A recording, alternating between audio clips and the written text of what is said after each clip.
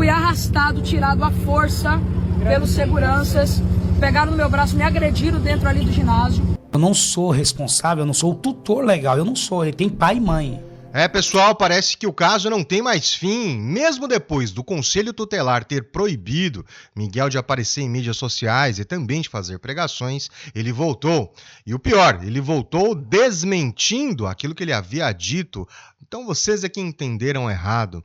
E tem outros personagens que entraram na história também. Teve o próprio pastor da congregação, onde ele faz as pregações, ele se manifestou. Também teve Silas Malafaia falando na internet sobre o caso. Teve também pastor Marcos Feliciano defendendo no púlpito. E você vai ver essas análises aqui hoje comigo. Tire suas próprias conclusões, deixe seus comentários. Vamos pro vídeo. Primeiro vamos analisar aqui o vídeo onde ele desmente que teria sido surdo, mudo quando criança, sendo que na verdade ele falou ao vivo em podcasts, né? Mas enfim, ele fez um pronunciamento durante uma entrevista e você confere aqui conosco a análise. Vamos lá. Vi, né? E com 3 anos de idade, eu acabei surgindo um milagre. Eu não expliquei o testemunho direito e bem, né? Eu tinha dificuldade na fala, minha língua era travada, dificuldade de... Pessoal, uma coisa eu preciso dizer para vocês. Há uma grande diferença entre você falar que não tem as cordas vocais, como no vídeo anterior que eu coloquei aqui no canal, eu mostrei para vocês um trecho de um podcast onde ele fala literalmente com essas palavras: eu não tenho as cordas vocais. E você ter dificuldade com a fala. São coisas totalmente diferentes. Então começa por aí, né? Audição, né? E ali aos olhos segundo, né, a história da médica, né, que disse, olha, aparentemente ele é surdo e mudo, né? Mas não que foi dado um laudo, não que foi dado um exame, não foi... Então, assim, e Deus operou um milagre na minha vida. Eu tinha a língua travada e hoje você pode ver que eu falo muito bem, converso muito bem. Paulo diz, quando eu era menino, eu fazia coisa de menino. E todo menino não pode se... embora eu tenha um vocabulário bom, mas eu não posso falar com vocês como ele fala, como um adulto fala. Então, às vezes, vai escapulir aqui um erro, né? Alguma coisa mal interpretada. Mas Deus fez um milagre na minha vida. Mas não que foi dado laudo, não que foi dado nada disso. Até mesmo porque em nenhum momento do meu testemunho eu disse que tinha laudo, Tiago. Como eu já disse para vocês anteriormente, é notório que ele é um excelente comunicador. Ele tem realmente um grande talento para a comunicação. A postura dele é excelente, a retórica dele é muito boa. Agora, nesse ponto, quando você vai desmentir um fato, você simplesmente dizer, não é bem assim o que eu disse, não surte efeito nas pessoas. Então lembra, quando você for tratar de retórica, é importante que você siga os 3 passos importantes, ethos, patos e logos, sendo que ethos é a construção do personagem, patos é você fazer uma conexão emocional e logos é você trazer comprovação. Então, no caso aqui, na verdade, ele está falando simplesmente por falar. É só uma tentativa de dizer, olha, vocês é que entenderam errado, eu fui mal interpretado, ou seja, ele está voltando claramente na palavra que ele deu aqui. Esse é um ponto importante. Eu vou passar para vocês um trecho, inclusive, onde desmente justamente o que ele disse agora. Dando para mim aqui, o seu testemunho é mentira ou é verdade? Pedro, eu confesso que eu procurei esse laudo. A gente mudava de casa de cada um em um ano. E conforme a mudança, algumas coisas iam se perdendo. Eu não achei esse laudo. Seu filho nasceu surdo e mudo. Ele nunca vai falar e nunca vai ouvir. Eu nasci com o diagnóstico, Pedro, que eu não tenho as cordas vocais e eu não tenho os tímpanos. Eu nasci com a deficiência que retirou as minhas cordas vocais e retirou meus tímpanos. Eu nasci sem. E o diagnóstico da medicina foi que seria impossível qualquer dia eu falar e ouvir. E nesse trecho aqui eu vou dizer para vocês quais os sinais que dá para a gente interpretar, que a gente pode entender que ele estava faltando com a verdade aqui de acordo com a linguagem não verbal. Mudo. Ele nunca vai falar e nunca vai ouvir. Aqui, ó, essa cerração de olhos é um ponto muito importante. Por quê? Em geral, quando você está fazendo um discurso e você fecha os olhos prolongadamente, em geral quer dizer que você está querendo ocultar aquilo que você está dizendo. Ou seja, aquilo que você está falando não condiz ou você não quer olhar para aquilo que você está dizendo. Então aqui fica muito claro que nesse momento da entrevista ele estava mentindo. Tanto é que ele acabou de desmentir. Então, por isso que eu falo com segurança. Esse aqui, de fato, eu falo, não existe sinal de mentira. Mas como agora há comprovação, claramente aqui é um sinal que se comprovou verdadeiro. Agora o trecho que eu vou passar é do pastor Marcinho. Supostamente ele é o pastor da congregação do Miguel. Nesse trecho a gente vai analisar a retórica dele e também dizer se há alguma bandeira vermelha no que ele está dizendo e fazer uma análise aqui da fala. Vamos lá. Eu não sou responsável, eu não sou o tutor legal, eu não sou. Ele tem pai e mãe.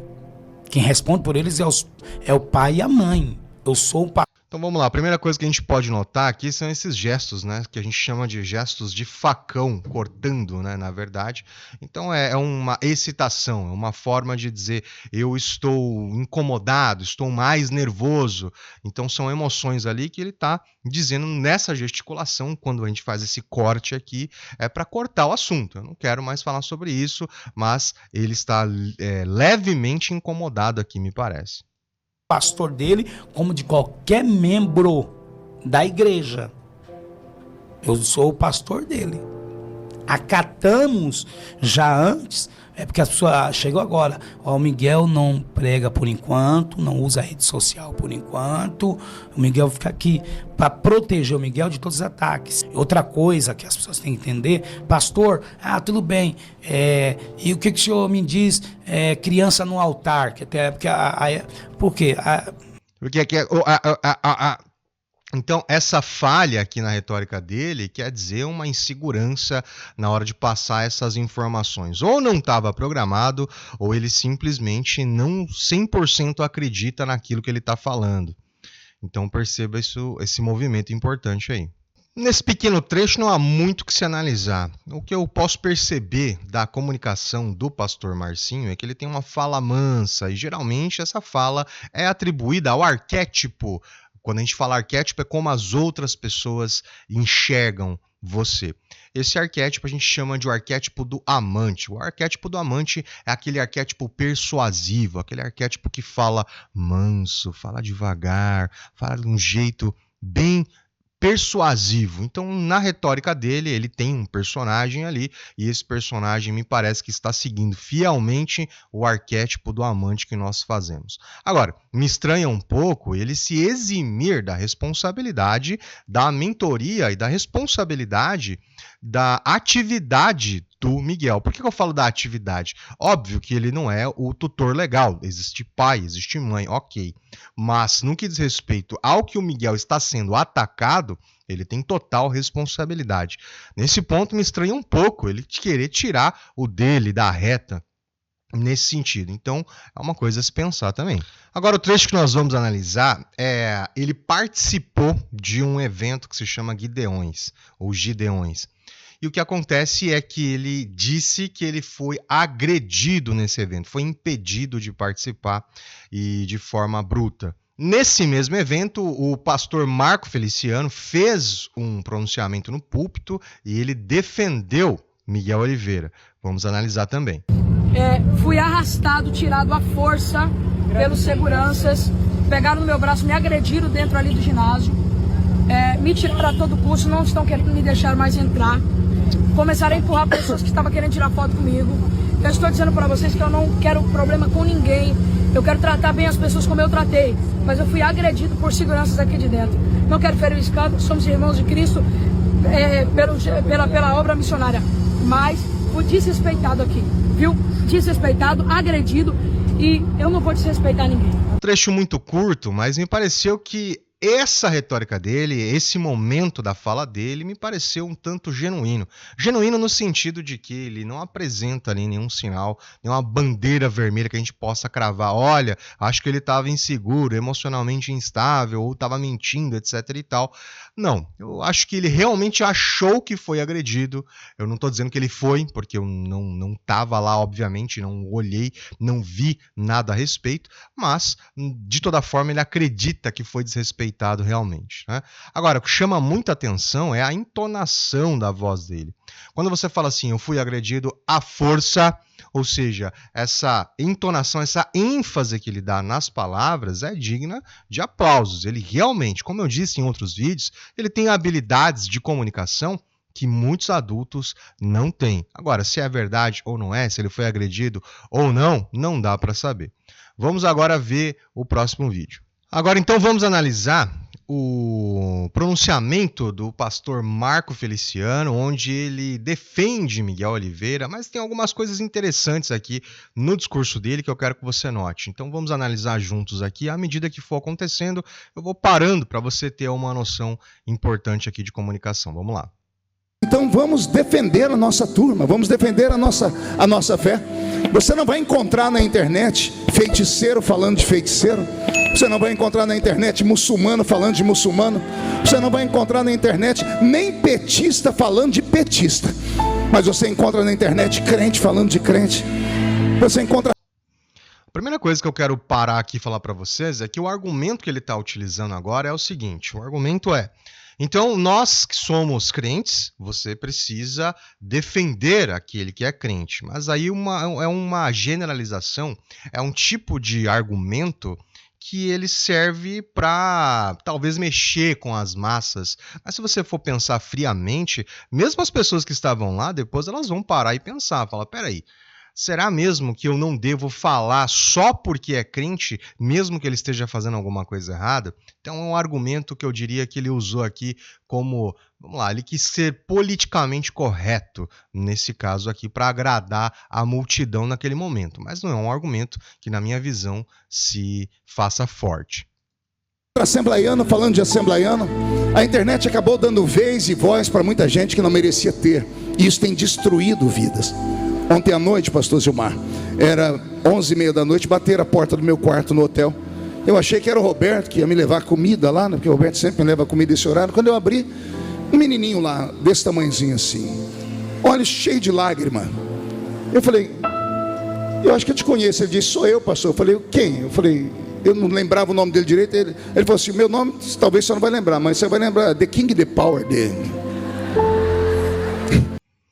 Muito bem, aqui agora, para essa parte do pronunciamento dele, ele traz uma coisa que é o arquétipo do bobo da corte.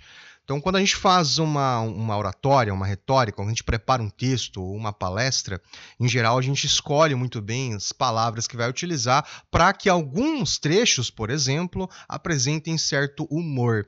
Ele utilizou aqui esse recurso do The King, The Power, que está todo mundo fazendo meme, é um recurso para você aproximar as pessoas daquilo que você está dizendo. É uma forma de ser engraçado e, ao mesmo tempo, criar conexão com as pessoas. Não preciso dizer para vocês que Marco Feliciano é um grande orador, ele tem uma boa postura, sabe falar em público, faz isso há muitos anos, mas perceba então, o que eu quero mostrar para você é um discurso muito técnico. Ele está utilizando aqui vários recursos e, na minha visão, não está dando a seriedade necessária para o caso aqui. Mesmo que ele tenha querido deixar um ambiente um pouquinho mais leve, não sei se cabia nesse caso uma piada, mas enfim, vamos lá.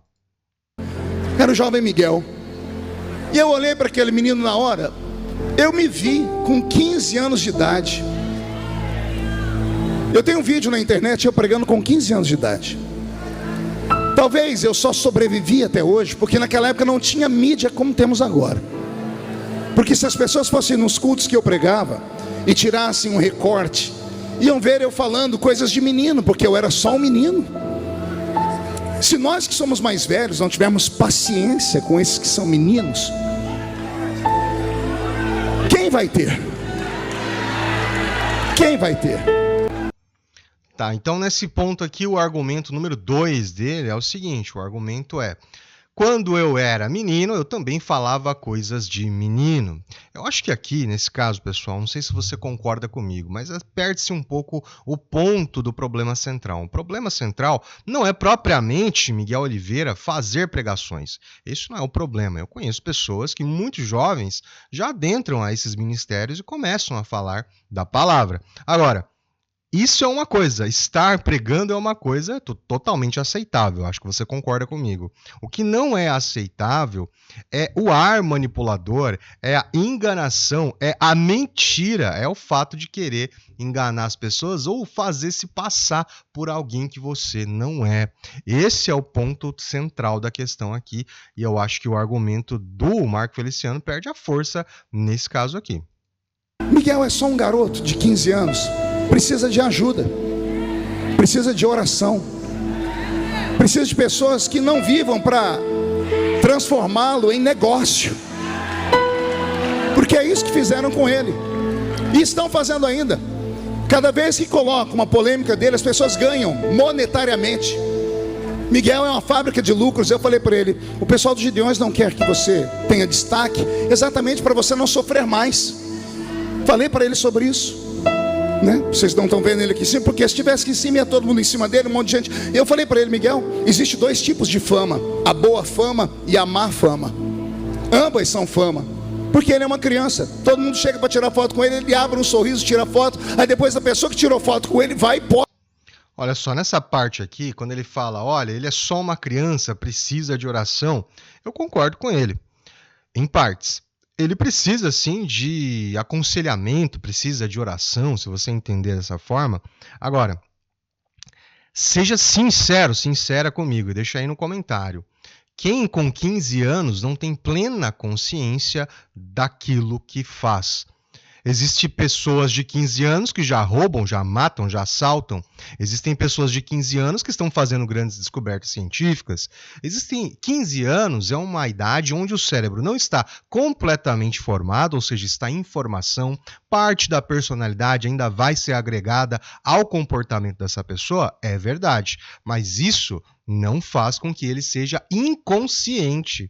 Eu acho que nesse caso aqui, esse argumento não se sustenta por causa da... ele quer mostrar que o Miguel é frágil, que ele é inconsciente. Muito pelo contrário, eu vejo como uma pessoa extremamente inteligente, uma pessoa desenvolta. E aí eu digo para vocês, será mesmo que é só uma criança? Não tem nada do Miguel na enganação? Não tem nada do Miguel em ele querer aparecer, ser um popstar? Esse é o questionamento. Posta alguma coisa desgraçando a vida dele. Eu dei para ele 3 conselhos, e se o Miguel estiver me ouvindo aí, os conselhos são esses. Vou repetir para vocês o que eu disse para ele. Primeiro, volte para a escola, estude. Segundo conselho que eu dei para ele: quando for ministrar, Miguel, não deixa nenhum pastor de igreja te usar para você levantar oferta. Eu posso, porque eu tenho história. E mesmo tendo história, eu ainda sofro. Quando ministro aqui no Gideões, a Manhã Missionária, com muito orgulho e muita honra, há mais de 15 anos a Manhã Missionária sou eu que faço. Mas o senhor não sabe o que eu passo quando termina a oferta. As pessoas me xingando, as pessoas me chamando de tudo quanto é. Mas eu tenho estrutura. Eu sou um homem de 50 anos, ele é um menino de 15. Eu atendi em Brasília semana passada uma mãe na Comissão de Direitos Humanos que a filha dela de 13 anos se suicidou por causa de internet, por causa de bullying. O que é? Isso realmente acontece, eu concordo com ele. Na verdade, muitas pessoas acabam perdendo a vida, inclusive, por conta de internet, por conta das redes sociais e do julgamento, do bullying que acontece online. Isso realmente acontece. Agora, é justamente por isso que, na minha visão, o Ministério, aliás, o Conselho Tutelar foi muito bem ter proibido que ele utilizasse as redes sociais. Ora, se não tem maturidade para utilizar, não utilize, que ele aprenda outras coisas primeiro, que ele melhore seu comportamento, porque sim, com 15 anos ele não é incorrigível. É isso que eu quero mostrar para vocês. É um ponto importante da nossa análise aqui. Então, o problema em si não é que a internet causou isso tudo na vida dele. A internet vai continuar causando tudo isso se ele não for interrompido, parado agora, neste momento. E as mídias e essas pessoas que vivem como urubus estão fazendo com Miguel, é isso. Estão destruindo a alma desse garoto. Ele é perfeito? Não, não é. Ele faz coisas erradas? Faz. Quem é que não faz? Você que tem 200 anos faz. O que é mais fácil, matá-lo ou ajudá-lo? Então vamos ajudar o Miguel, vamos orar por ele. Vamos pedir a Deus que estenda a sua mão sobre ele. Vamos pedir a Deus que dê a ele força. Bom, pessoal, essa foi a nossa análise de hoje, mas as minhas considerações finais, eu quero dizer para vocês algumas coisas bem importantes que ficam como reflexão aí nesse caso.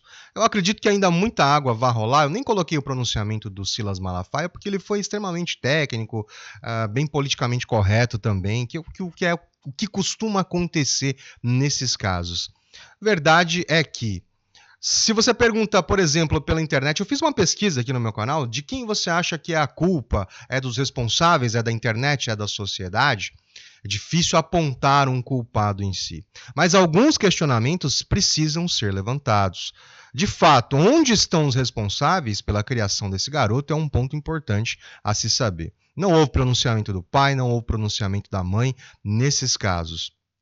Segundo ponto, Miguel tem culpa pelas falácias e pelas inventações de história, pelas falsidades em cima do púlpito? É claro que tem. Ninguém está dizendo aqui que ele não precisa ser responsabilizado, e eu acho que além de oração, ele precisa de correção. E quando eu falo correção, ele precisa ser guiado de uma forma eficaz. Porque sim, ele está em formação e ele pode sim mudar o comportamento.